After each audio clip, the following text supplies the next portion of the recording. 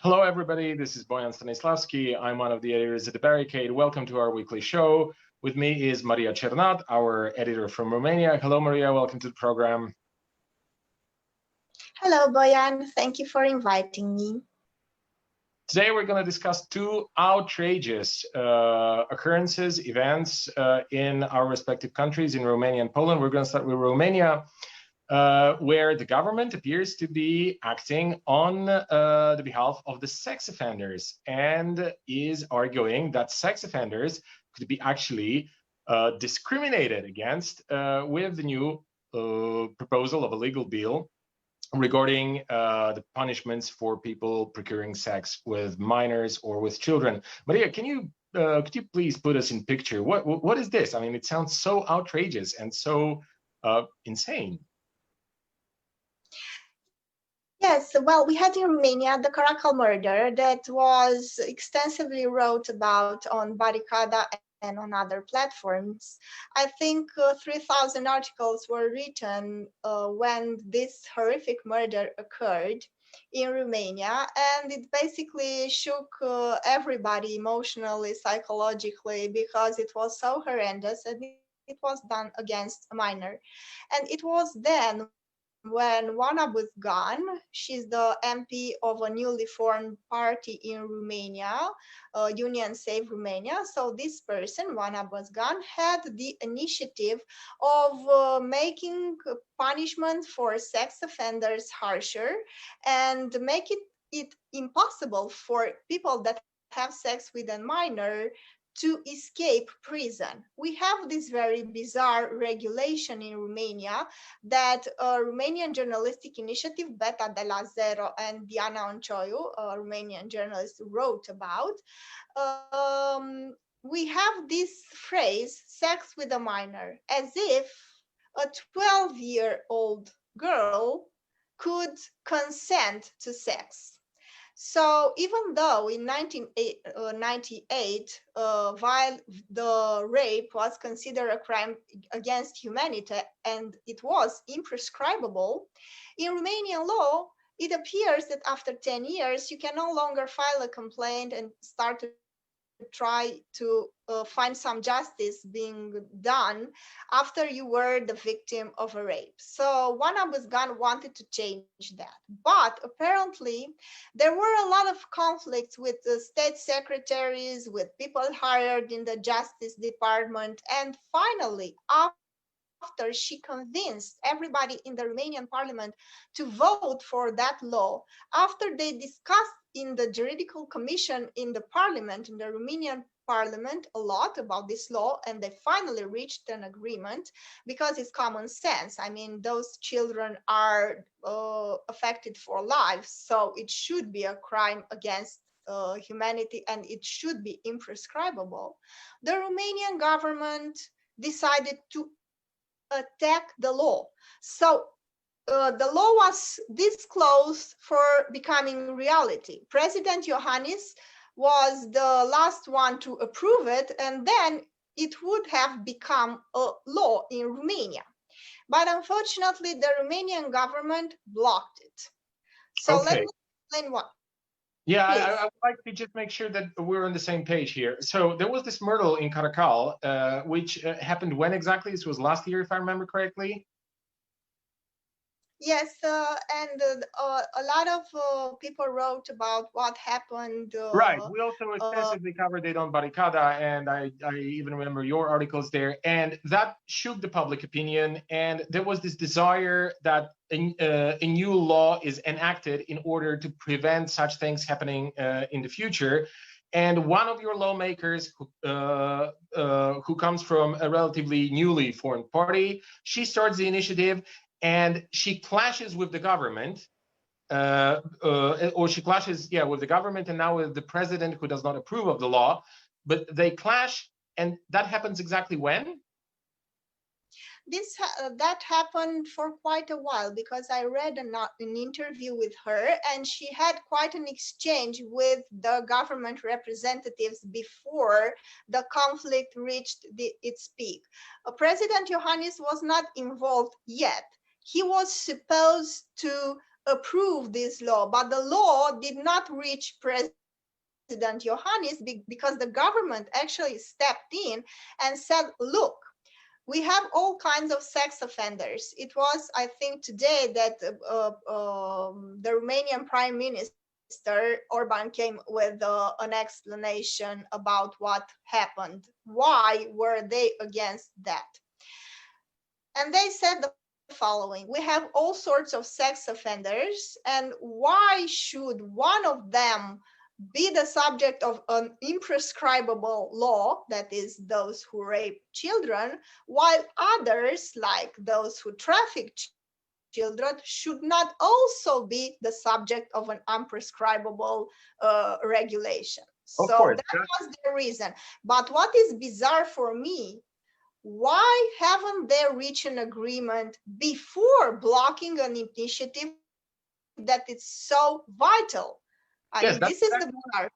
That's exactly what I wanted to ask, because that's very, that's a very strange approach. Someone comes up with a law which definitely makes sense, at least from the point of view of the, at least most recent history of Romania, and then the government blocks it on the presumption that it's not fair for other sex offenders. And I mean, this is just, so ridiculous. I mean, on its face, like how is the government not embarrassed to actually yes, and to file a complaint on behalf of sex offenders and of pedophiles, because we have this strange approach in Romania that you could have sex with a minor. Sex with a minor is rape, period. You cannot have sex with a 12-year-old girl.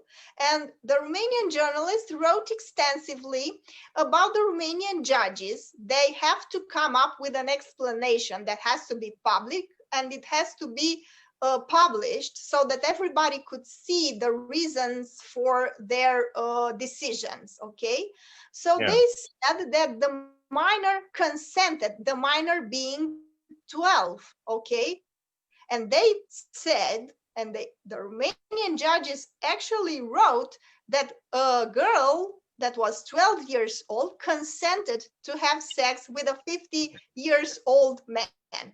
Okay. So we have this crazy approach in Romania, and this representative wanted to get rid of it, okay? Yeah, because it is impossible.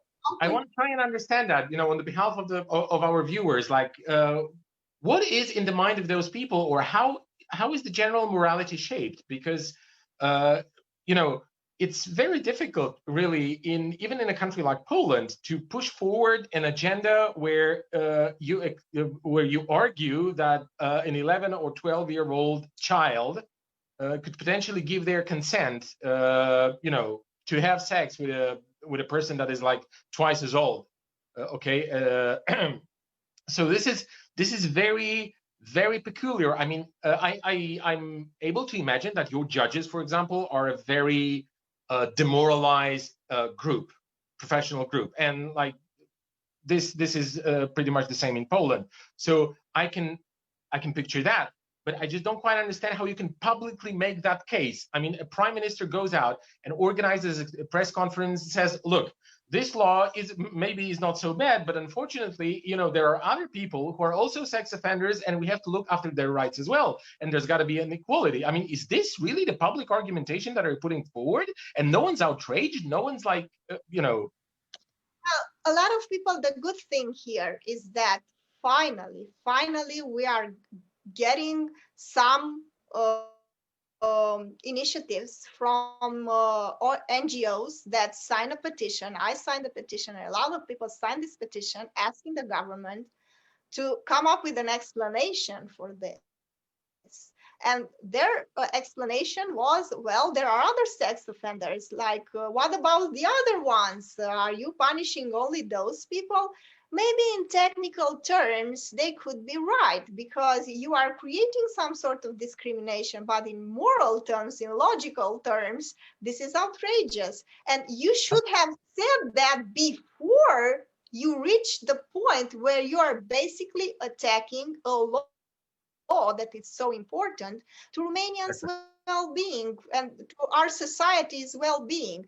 And finally, judges that wrote those atrocities that a 12-year-old girl consented to sex are finally put into question. We are finally starting to have a debate. Note that Romania is a country where more than 50% of the people think that in some cases rape is acceptable. Note that 25% of Romanian women have been sexually or verbally or in some way harassed or abused by their partners. So Romania is a pretty bad place to be if you're a woman. But luckily now we are starting to have a debate about these things, Yeah, because I think it is not that the judges are demoralized. I mean, come on. It is not that they are demoralized, is that they are sexist and misogynist, and yeah, they okay, but please, I want to push back on that because to my mind at least, of course, you can always find the explanation that the general culture is sexist, that the general atmosphere is whatever discriminatory against women and so on and so forth. And obviously, the judges, the Polish judges, the Romanian judges, they don't live in a vacuum, and they're affected by that, like we all are probably to some extent. But you see, I mean, judges are judges. Judges are they hold a very special position in society. So I think it's absolutely okay from people like us, particularly from people like us who are journalists, to actually hold them accountable. Because, to my mind, if a judge in Romania decides that a 12-year-old person could actually give a conscious consent to have sex with a 30 or 35-year-old person, then this displays an absolute lack of morality. And the same, like if a Polish judge says that I don't know, an abusive husband that has beaten his wife to death, almost to death, 5 times, is okay to go back home and they will just figure it out on their own. This is an obvious sign of a complete lack of morality. That's why I'm saying that to my mind, like judging at least by those type of cases, and not only, I mean, of course, I'm not an expert in Romanian judiciary litigations and so on and so forth, but judging by how things developed in Poland, how have they been unfolding for the last 3 decades or more than that even, I think one can pretty safely say that there's a very serious moral problem in within that particular professional group. Well, of course there is, and not only there. I mean, I think it was 3 days ago that a Romanian priest, was recorded while beating up his wife, while the wife was holding their child in her arms. And that was recorded and it circulated. It was widely shared on social media. What was the reaction? He apologized to the church, saying you should not hurt the church, because the Orthodox Church, because you saw me doing that. He apologized in general, saying that it was just a moment of lack of, I don't know, he was crazy at that time.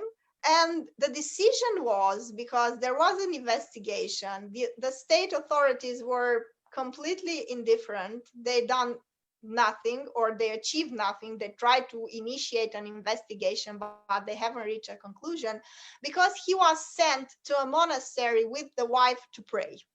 This is Romania. This is not Saudi Arabia, okay? This is not an imam in Saudi Arabia, because we have a lot of racist people who think of themselves, well, we are Europeans coming from such civilized countries. Well, no, This is what happened these days in Romania. And the Romanian government, as I told you, what seems so bizarre is that they haven't tried to reach an agreement and say, look, you should include also this type of sex offenders, not wait for the MP to make a mistake and then go after her law.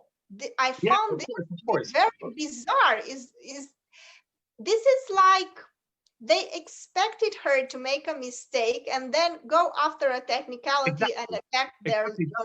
That's what I wanted to ask, because it just seems so so devoid of logic. Like someone comes up with a law which everybody agrees, like there's okay, well, everybody agrees is probably over the top, but let's say there's appears to be a general consensus that it makes sense to have that law. And especially, if we consider the events, the tragic events in Caracal and so on and so forth. So, okay, there is, and then, it goes through the different stages, through the state institutions, it reaches the government. And what is in the heads of the ministers? What is in the head of the prime minister? What is in the head of those who had this particular project of a legal bill on their desks that wouldn't make them actually approach the initiator and explain, look, maybe we expand it a bit, maybe, I don't know, we sort of rewrite it in a way that it actually fits better the overall legal system that we have here, so that it doesn't contradict certain things, so that it does not create weird impressions. Because, it's a weird thing, okay? Even by our Eastern European standards, it's just weird to have a government acting on the behalf of people who are or potentially could be sex offenders, because they could be discriminated against a law that is actually going to punish some particular kind of sexual offense or sexual assault. So, to my mind, it sounds like they don't want that law. I mean, it's somehow, and the question here to you is, does it contradict their political views? Is it like their political views are that, yes, people should be free to commit all kinds of sex assaults, or they shouldn't be punished too severely? Like, what is, the philosophical, if you like, or the moral, or and the one that I'm most interested in, the political explanation for that. Because, okay, technically speaking, it doesn't look like, it doesn't fit here and there. There are some things, but you can tweak it. I mean, there's a process of that. And it didn't happen. And they acted like, you said it yourself, they acted like they actually wanted to bust it, and they busted it. So, like, what's behind it? Well, I don't want to get into conspiracy theories, but Robert Negoiță, who is the mayor, the liberal mayor, was some years ago part of a criminal investigation. The secret services were conducting an investigation with the Department of Anti-Corruption, and they're recording him asking for younger girls to be brought up to the parties he was organizing, so that they could entertain him and his guests probably at those parties. So he's like a pedophile. And what strikes me the most, and what I find here so bizarre, is that they refer to 13, 14 years old girl like young girls. They are children, okay? Yeah. And they not refer to boys that are 13 as young boys. They refer to them as children. And what is even more troubling is that while the government is fighting for this type of technicalities, which of course maybe they are right, but their strategy is so morally flawed and so morally controversial, as you said, that is very hard to accept. Just a few days ago, we had a case in Cluj when a father raped his 6-year-old son in front of the 7-year-old other son, and he just shared the recording on social networks. And the one Abuzgan said, I couldn't sleep last night after I saw this situation of the father that drugged his son and raped him. And I was feeling like screaming, thinking that while we fight for technicalities and asking ourselves which sex offenders are more punished than others or discriminated against, such atrocities take place and the lives of those children are being destroyed for life, and we are not able to punish the offenders. This is Yeah, what yeah, she okay. wrote. She gave an interview, The very and last this question is it. here. This is The very last question here is like, because you mentioned again something so outrageous that it's even difficult to, wrap my head around it. Like, are you trying to say that there was a family where, one of the siblings recorded how the father is raping the other one, and then it went. The father recorded the whole So the incident, father recorded and how he was raping his own children. Is that the case? yes, Okay, this is and the case, and, and and it how did happened it how recently. did it go? How did it go to the social media?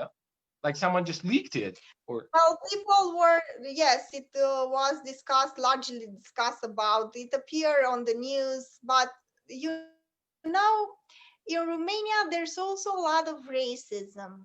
When you talk about this type of crimes, people tend to say, well, it only happens in Vaslui, because Vaslui is famous for a case where 7 boys raped a girl, and the whole village where the boys lived defended the rapists. So it was quite horrific show to see how the whole village was trying to defend the rapists, and now they are all free.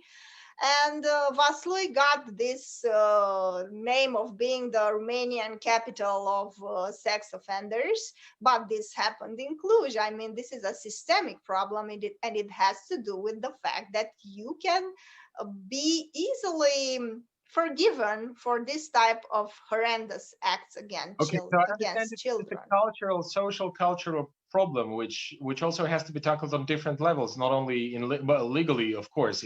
I mean, the law obviously has to be adjusted, okay, to say the least. But on the other hand, it seems like it's something deep down in the whatever the patriarchal local version of patriarchal culture that needs to be tackled. And I'm just I think it's extremely disturbing to hear all these things that you just said. I mean, yesterday someone reported rape of children, and it's all over the internet. Some time ago, the murder in Caracal. Then, a politician trying to come up with a suggestion to amend the law, and the government busts it. It's all very, very, bizarre, and at the same time, pretty disgusting thing. Like, are there politicians who, or public figures who are actively speaking or campaigning against this sort of culture?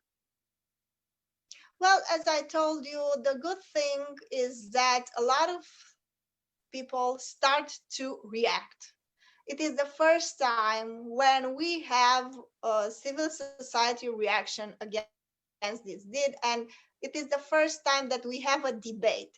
And if there's a good thing that resulted, if I can say, or if I can express myself like that, in terms of the Caracal murder, is that finally it got so bad that we started to have a discussion against trafficking of children, against rape, against sex offenders and other things. But what strikes me here is that, and I want to go to our next subject today, is that while we have such violence against women, against children, and such horrendous acts, the Romanian Orthodox Church and the conservatives are not so concerned about that, but are concerned, and they're morally outraged by the fact that two consensual adults, love each other in a manner that is not the orthodox one, that is not the one that they consider to be normal. This is what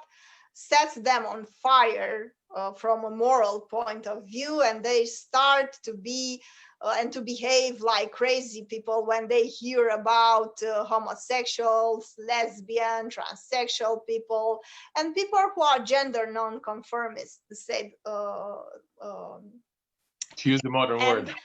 what strikes me is this type of hypocrisy. Yeah, I this don't. type of hypocrisy. I I don't mean, think it's there's only hypocrisy. so I also much think it's fear. violence between an adult.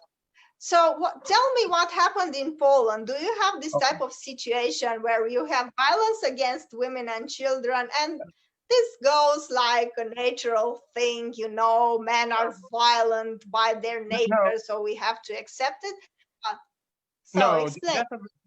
definitely. My view is that there is no general permission for any kind of for domestic violence or for rape, for that matter, or for violence against women or children. Maybe for children more, but I know it's not funny. I'm sorry, I'm laughing, but this is like how I perceive the cultural reality to be. I mean, if there is any like cultural general permission for violence, and it's rather against children than against adult women. And that doesn't mean, of course, that women are safe or children are safe or that there is no domestic violence. Of course, there's a lot of domestic violence. And there's, of course, as you said it yourself, there's a lot of violence, verbal, physical, symbolic, political, against the LGBT community, because they have been the boogeyman for a long period of time. It's now that they are the main boogeyman, okay? And the events that we observed yesterday in Warsaw are a confirmation of that, obviously. And I think they are also a confirmation that, in fact, and we gotta face it, we live in an authoritarian state. That's my conclusion. And we've passed the point of the tipping point. I don't know. I can point the exact date or hour. I'm not trying to say that it happened yesterday. Maybe if I were to guess, then I would say that with the re-election of Andrzej Duda, because it was the sixth, I think, elections in a row won by the currently ruling party Law and Justice and its chairman Kaczynski. And I think that's when they decided, okay, then all of our enemies can get it from us now. That's my guess. Okay, it's an educated one, but it's still a guess. It's a speculation.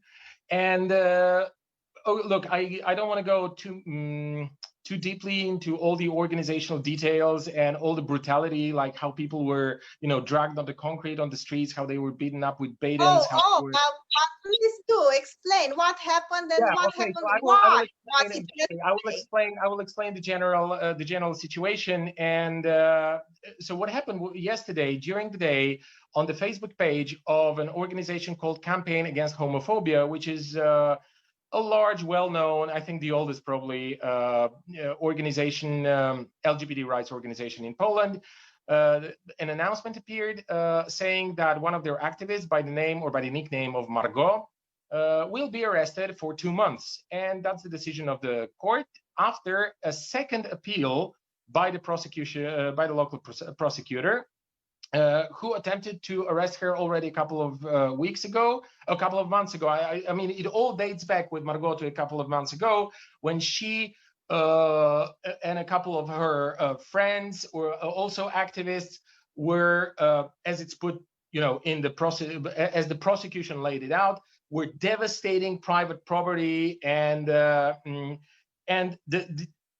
this devastation was really an attempt to stop a truck on the streets of Warsaw running freely with all kinds of banners on it with homophobic slur comparing homosexuality with pedophilia. And from the loudspeakers, you could also hear all kinds of slur and lies and insults and all the rest of it.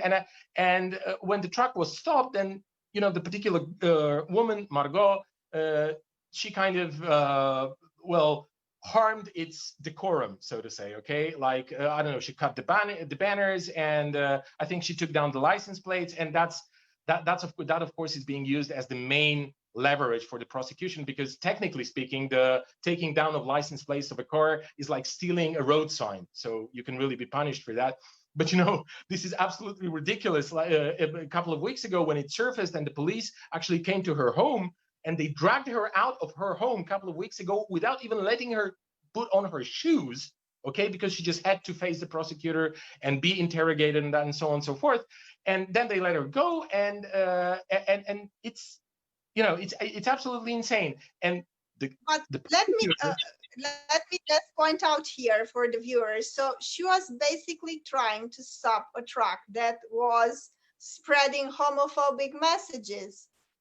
did the owner of the truck respond in some way, or was he also punished for spreading this kind of hatred in the public arena? No, I he's the mean, victim here. No, he's the victim of have violence. things even, he's the victim of violence. So I go out with a truck saying all kind of slurs to the LGBT community, and I'm a hero, I'm okay. Yeah. But if anyone tries to stop me, then they are dangerous criminals. Yeah, welcome to Poland. That's pretty much it. And even a friend of mine who's Jewish and he lives in Poland, he said that he wonders what it would be like and if the reaction of the police would be the same if the same people were driving the same truck, only not with homophobic slurs, but with anti-Semitic slurs, like Jews are toxic, Jews are syphilis, Jews, whatever, right? Like you can think of that, and whether people who would be trying to stop them would actually get the same sort of punishment. And you see, Margot, like regardless of what you think about her actions and her activities and whatever, some people find it controversial. For me, it doesn't.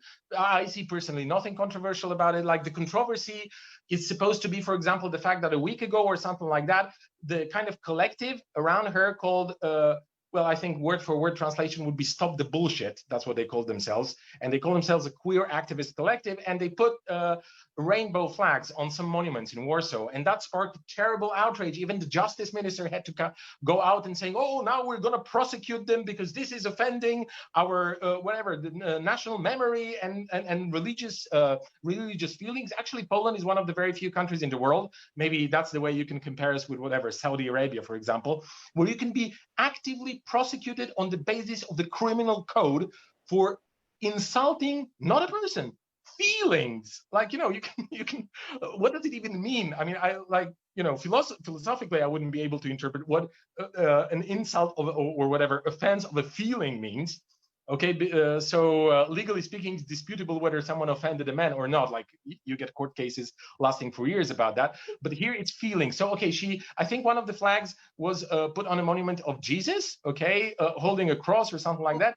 And this is like this was offending. Like, for example, during the last week we spoke about that. Okay, last week we spoke about the march of the nationalists who led the marking of the anniversary of the Warsaw Uprising, okay, which was absurd in and out of itself because like it was an anti-fascist uprising and proto-fascists were celebrating it. But that's a topic we discussed already last week. But during that particular march, all kinds of right-wing flags and banners were waved and put on monuments and put around monuments, including the same one with Jesus Christ holding a cross.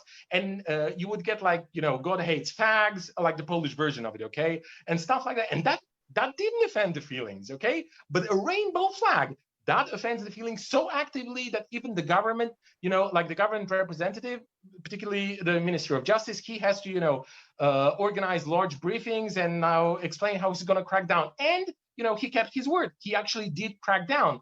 And now, of course, I don't want to fall into conspiracy theories. I don't know if he actually, personally instructed the judge that he has to do that, if it's one of the judges that were injected by Law and Justice into the court system in Poland.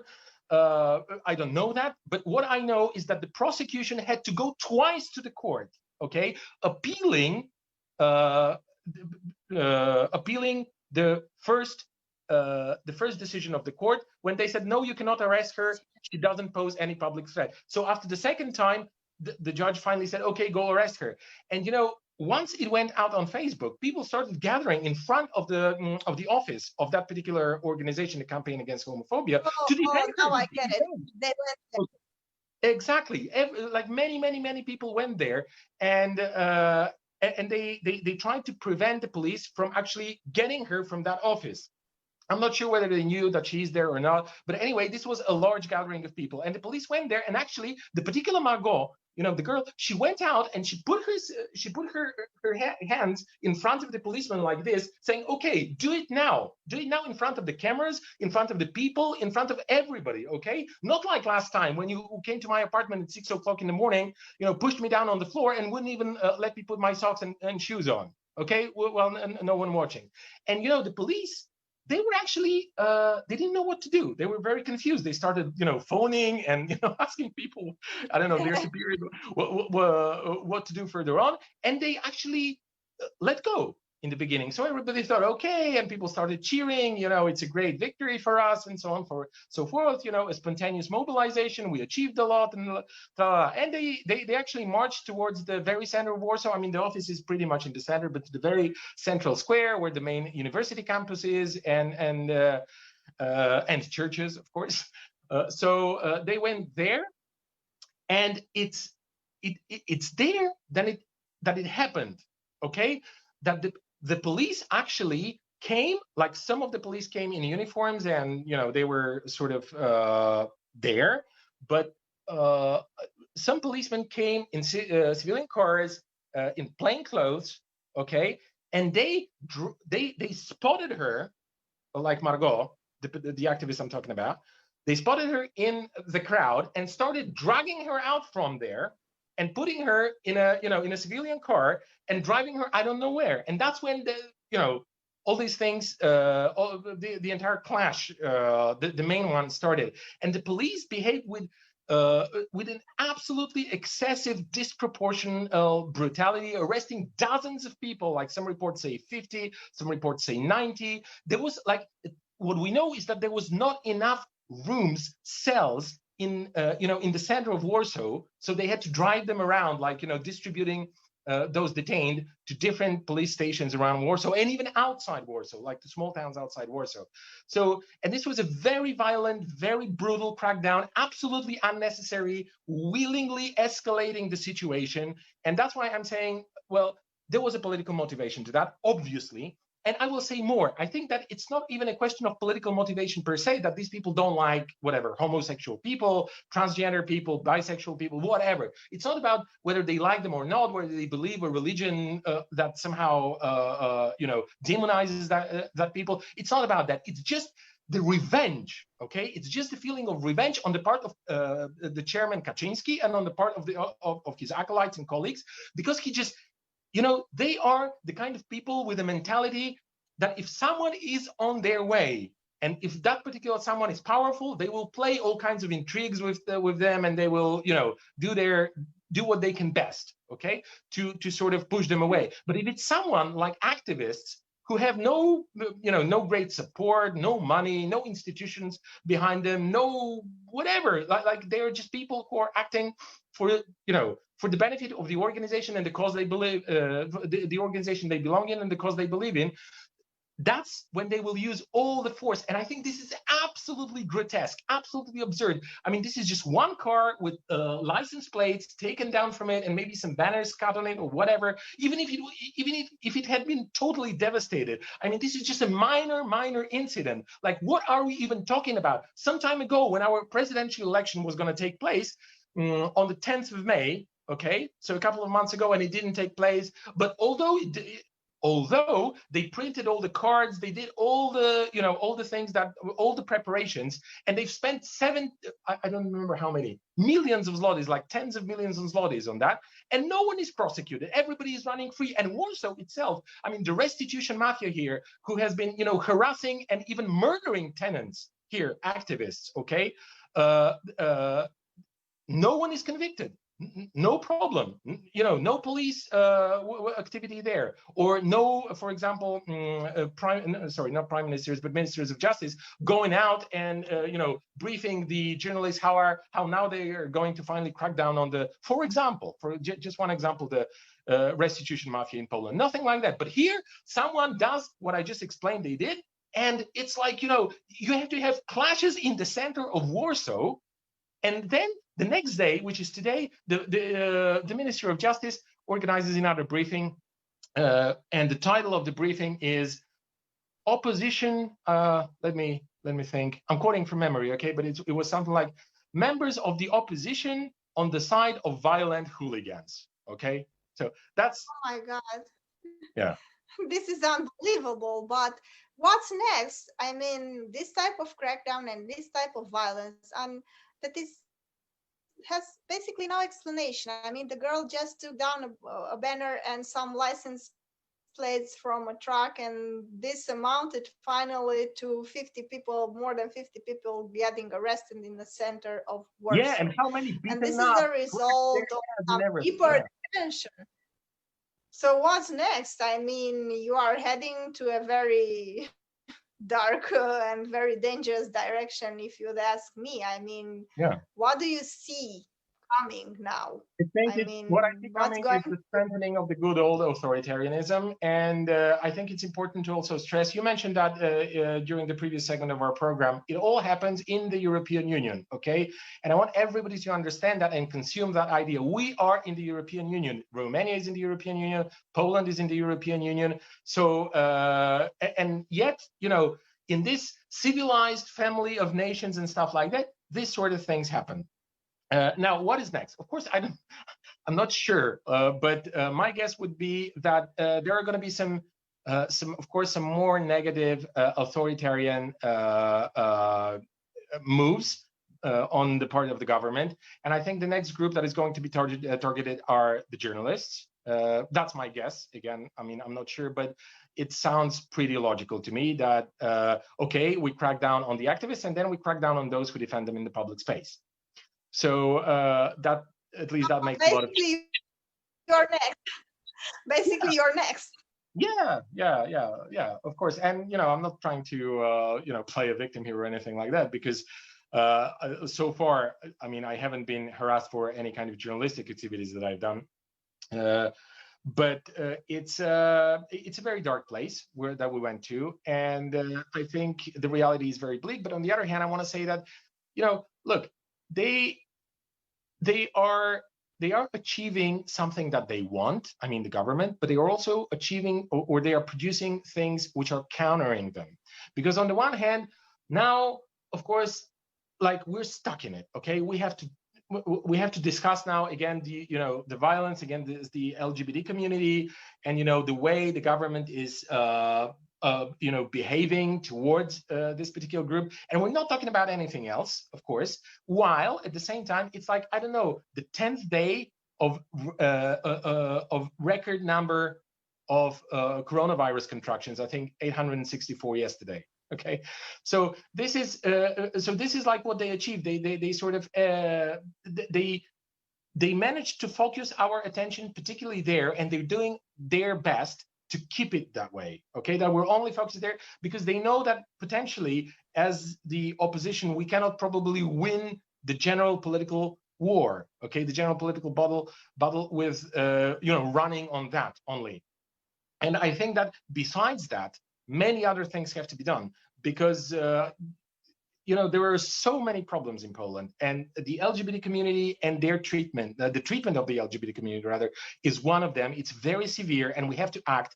And it's increasingly difficult to act, because yesterday on that demonstration, MPs were present and they were pushed by the police. They were assaulted by the police. Now, if you get to that point where you have an oppositional MP with an immunity, full immunity, and the police is free, and obviously someone told them that, okay, because otherwise they would be afraid. Someone told them, you're free to beat them up, do whatever you like with them, then obviously things are falling apart completely. And it's going, so I think there's going to be more violence against the LGBT community. I think there's going to be more violence against the left. I think there's going to be more propaganda on the part of the government. But on the other hand, what is important is that these groups, particularly the LGBT community now, is very, you know, it got really, really strengthened in Poland by those events. And I think it's very important to, you know, stress on that, because, you know, they just, like, many people who are pretty, who are not really into that kind of, you know, agenda, Debate and discussion. yeah, which thought, okay, well, that's not important for them because it's not their struggle, whatever. They are now getting active because they just can't stand it.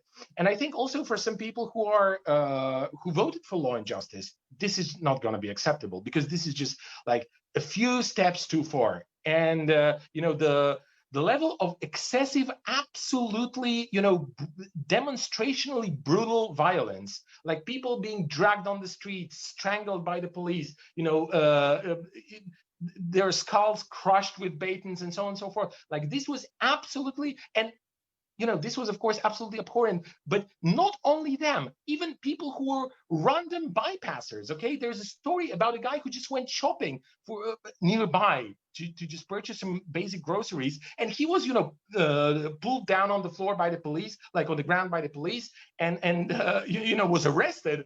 And now the groceries are somehow the evidence in a case against him that he participated in an unlawful assembly. Like, this is really. Well, Boyan, very bleak perspectives from Poland, very bleak perspectives from Romania. But we have a saying here that every bird dies singing her own song. So I think this is going to happen to Law and Justice. They are going to die singing their own song, doing their own crazy politics. And at some point, I think that a lot of people are going to get angry, and even their voters are going to think that this is too much. But let's hope it will happen soon enough so that the LGBT community won't be a victim much longer. Entirely. And because it is terrible what I'm hearing from you from Poland. So I'll see you in a couple of weeks, since it's summer and some of us have to take their vacations. I'll see you in a while. I'm thanking you for our very interesting conversation, and let's hope for the best. Bye. Right. Prepare for the worst. Bye.